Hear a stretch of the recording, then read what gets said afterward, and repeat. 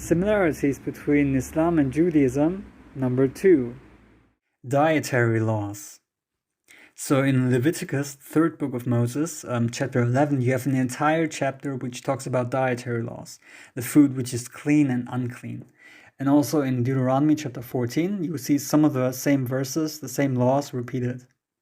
Now in Islam, we also distinguish between halal and haram food.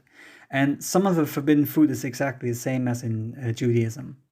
So for example, in the 5th surah, Surah Al-Ma'idah, chapter 5, verse 3, God tells us not to eat carrion, that's dead animals, blood, and swine.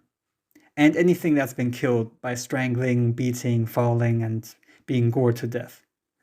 And in Leviticus chapter 11, verse 7, to be precise, it says that the pig is unclean for you.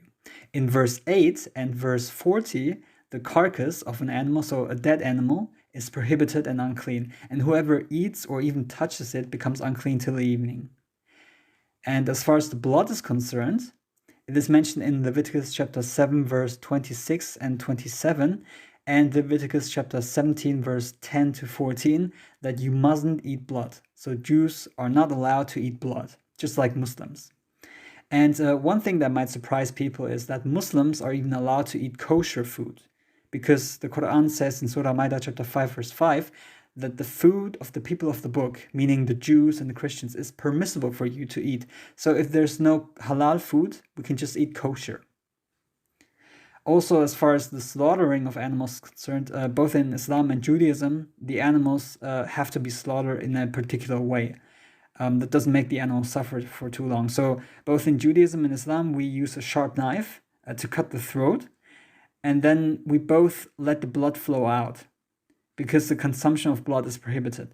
And from a medical point of view, that makes a lot of sense, because the blood contains a lot of germs and bacteria which carry many diseases and viruses which could, kill us. And therefore it is sensible to let the blood come out first before we prepare the meat and eat it.